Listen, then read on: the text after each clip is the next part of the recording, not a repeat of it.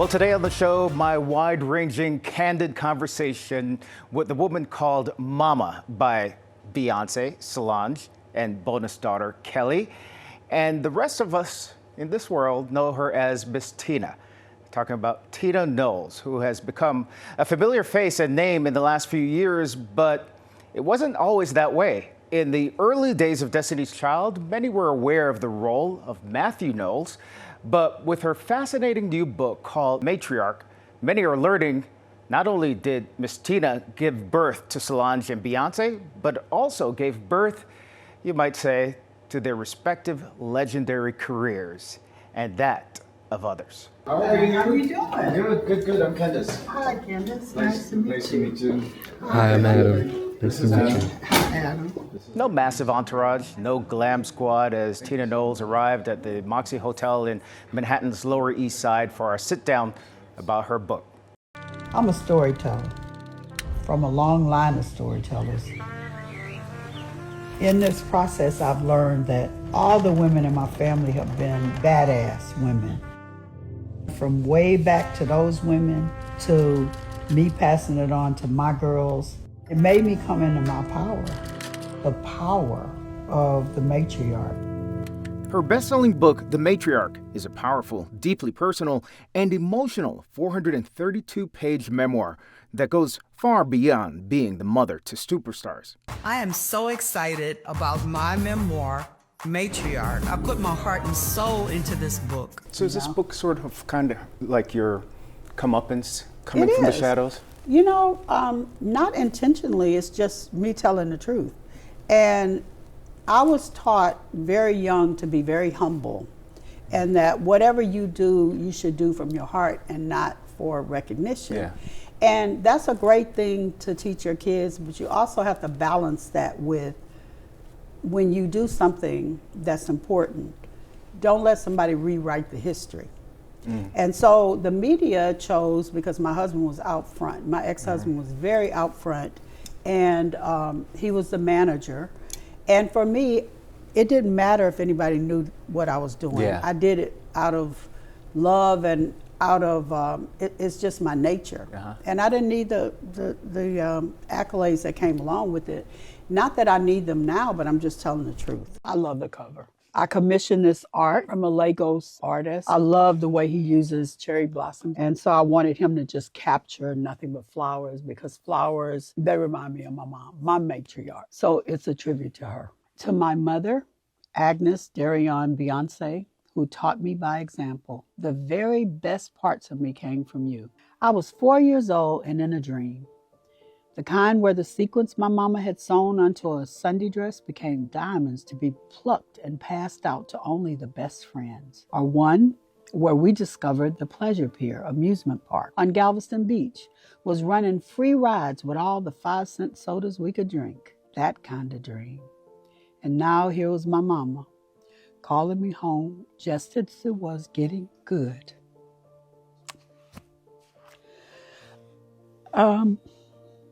Very, very full.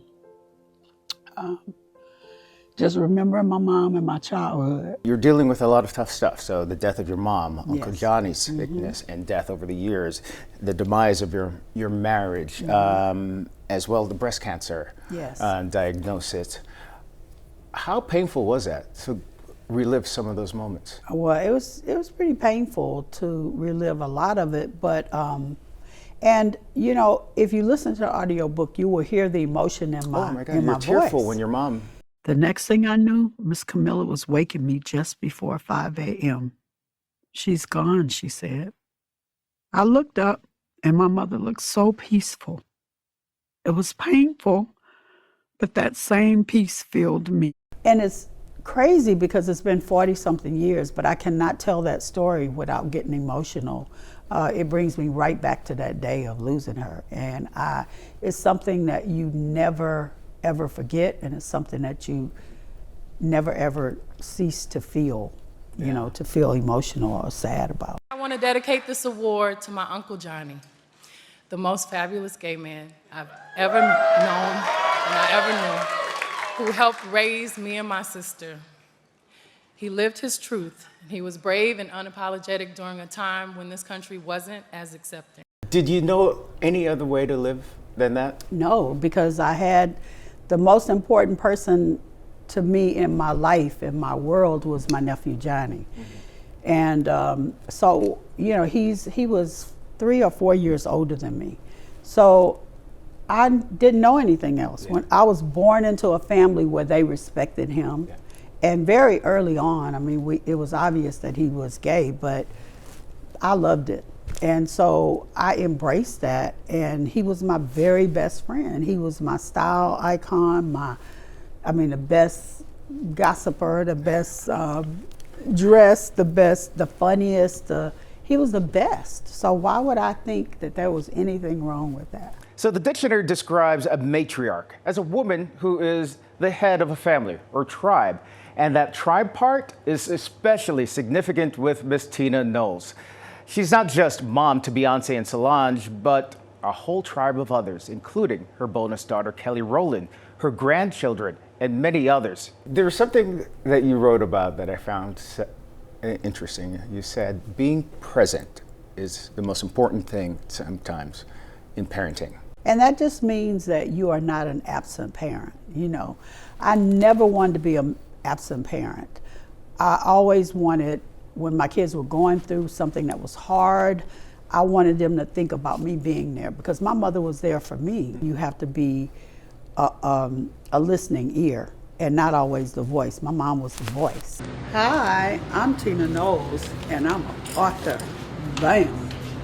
It's a little nerve-wracking, but I'm just trying to take it in and enjoy the moment, you know, because I know that God has got me. It's going to be all right. You wrote about not spending more than 4 days away from Solange while you were Yes. growing up. How much time lapses now between when you speak with your kids? I speak with my kids almost every day. I don't get to see Solange as much because she lives on the East Coast and I live on the West Coast. But when I'm here, I was with her last night. I was with her the day before yesterday. We make up for lost times. How do you protect Blue and Rumi under this spotlight? I think that their mother protects them. Okay. And that's her job. You know, I can't say that I have to be there that much to protect them, because their mother is so protective, their father is so protective. So they are blessed to have parents that surround them with love, they tell them the truth, they keep them grounded, and you know, they're present. 5, 6, 7, 8. While the world first became familiar with Kelly Rowland as a member of Destiny's Child, Miss Tina describes her in the book as her bonus daughter, a member of the Knowles clan who also lived with them at certain times. I saw that you saw Kelly on tour. I did. What I was went that to her. Well, her first night, it was amazing. It was great to see her up there, because Kelly has, you know, is so talented, and she hadn't performed in the States in 14 years. Yeah. And I was so happy that I was there. We really had a great day. We prayed, and she just had a great show. I learned so much from the book about what impact you had on her life as well. Yeah, that's my baby. So Beyonce is 44 years old, a mother of 3, but Miss Tina's motherly protective instincts that she writes about in her book still remain to this day. They were on display during the Cowboy Carter Tour in Houston when that flying car malfunctioned. Oh my God. What kind of mama bear instincts came out when you saw that car dangling there in Houston? Oh my God, I was on this platform that I stand on every night, and I was up there yelling, guys, she's in trouble.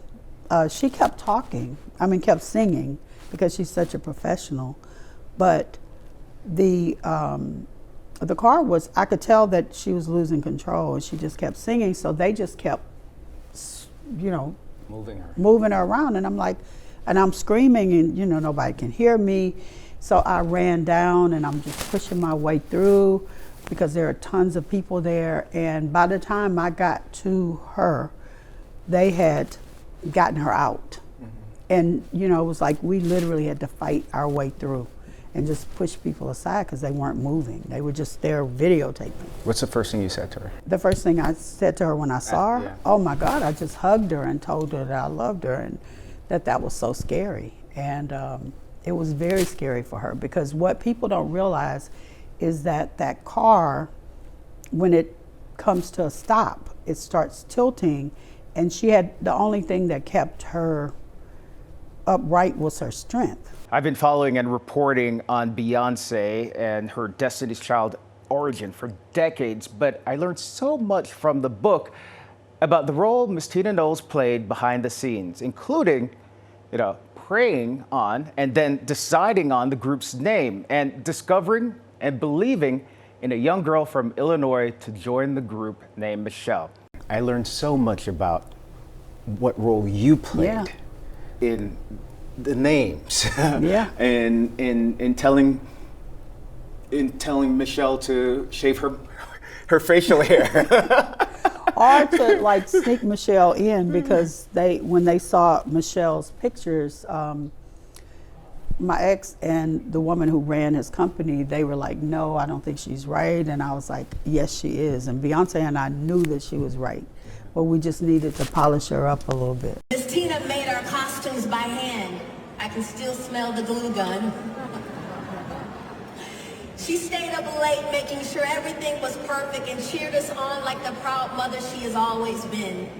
The story behind that one is, this was when they did Independent Woman. So it was a really big budget video.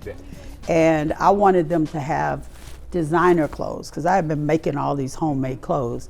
And the girls were wonderful, and they were like, yeah, but we still want you to style us. And they had an opportunity for Patricia Fields who was one of our idols, you know. But they said, no, we want you to style us for it. And the companies would not, some of the fashion brands would not give us the clothes sometimes. I mean, it was really hard getting clothes, and that was the first time they actually gave us clothes. But I changed everything up, which I didn't know any better. You know, you couldn't do that. You weren't supposed to do that. But I changed everything up for them to have a different style. Too, at some I point. did. Yeah. I cut up clothes and made tops with it and did. You know, they would have been appalled if they had known that that's what I was going to do. But when the videos came out, we gave them credit for that. I saw a roadside place where they had all this army fatigue. And I just went back a couple days before and cut everything up and made these outfits. And actually Kelly's pants I took right off of Pra's body and put on her. And it became a thing. It did. You know? Something. And people started dressing like yeah, this. they did. Yeah. And I started doing like rhinestones on them and all different colors of fatigue. It was a really cool revolutionary thing for women, and it looked tough and warrior-like, so that's what we were going for. Miss Tina writes about an innocent moment in 1999 when Beyonce first hears her single, No, No, No, on the radio. It just sounded so innocent. She was like, Mama. On the radio. Can you believe we're on the radio? And I was at work, you know, doing hair, and I was like, oh my God, you know, and I told the whole salon, and I was like, they're on the radio. And it was exciting. I was curious about another seemingly innocent reaction she had in 2004. And even before I could show her my interview with Beyonce, Miss Tina vividly remembered her daughter's reaction performing with Prince at the Grammys that year. She couldn't believe that she had just performed with Prince. That as she said. I still can't believe it. I can't believe I was on the stage with Prince, singing in one mic with Prince. I mean, it's unbelievable. Are there moments And she like still that has that little still? country accent. So I gotta ask you, first up, performing with Prince. What was that like? I still can't believe it. I can't believe I was on the stage with Prince, singing in one mic with Prince. I mean, it's unbelievable. He is such an inspiration and so important to music and to R&B. And just, that was very much so a historical moment for Is it me. still nerve-wracking? Yeah, I can't talk about it. I just want to shake. I mean, I have to see it on TV to believe it. I can't believe it. Mm-hmm. It's just, that was amazing. And I won 5 Grammys tonight. That's amazing. It's so easy to get confused, and it's so easy for you to get lost and just be so unhappy. And I've had moments where I just felt like it was too much, you know. It's not like I haven't been through it, but I'm always able to get back to myself because of you and because of the profound woman that you are. It's a fascinating book. Even if you're not a Beyonce or Solange or, say, Destiny's Child fan, it's a great human story and a great gift. We'll see you next time. We have a monitor. Yeah, we do. Okay, have a. Oh, we do. It's coming. Sorry, it's From the sky above coming up. Okay. Been a crazy night for you. Okay. We're good. So I gotta ask you. First up, performing with Prince. What was that like? I still can't believe it. I can't believe I was on the stage with Prince, singing in one mic with Prince. I mean, it's unbelievable. He is such an inspiration and so important to music and to R&B, and just that was very much so a historical moment. Is it still nerve-wracking? Yeah, I can't talk about it. I just want to shake. I mean, I have to see it on TV to believe it. I can't believe it. Mm-hmm. It's just, that was amazing. And I won 5 Grammys tonight. That's amazing. An amazing year, absolutely. I mean, your CD has sold millions. You won the 5 Grammys. I mean, did you expect to have this sort of night? No. I mean, I was so honored to perform with Prince and to perform twice. I'm not sure if that has ever happened in history of the Grammys, and they gave me an opportunity. Did you expect? No, I didn't. I really didn't. I didn't think about it. I was just so happy with the performance. Yeah. Is it going to be hard going back to Destiny's Child or Gathering, after you've had such great success on your own? It is going to be a little more challenging just because we've had time apart and we've grown so much individually. And I'm sure it's going to be hard for us to figure out the sound. And we're a lot more mature and older, but we love each other. We're friends and we respect each other and care about each other. Can't wait to get back in the studio. Yeah. It's a good challenge. Yeah. And when's that going to happen? Actually, I have a tour coming up with Missy and Alicia Keys next month. And the following month, I go in the studio with Destiny's Child. So, Powerhouse. Powerhouse. Yeah. That's great. Thank you. Thank you very much. All Thank right. you. Bye-bye. And, See you next time. Yvette, Hi, honey. how are you?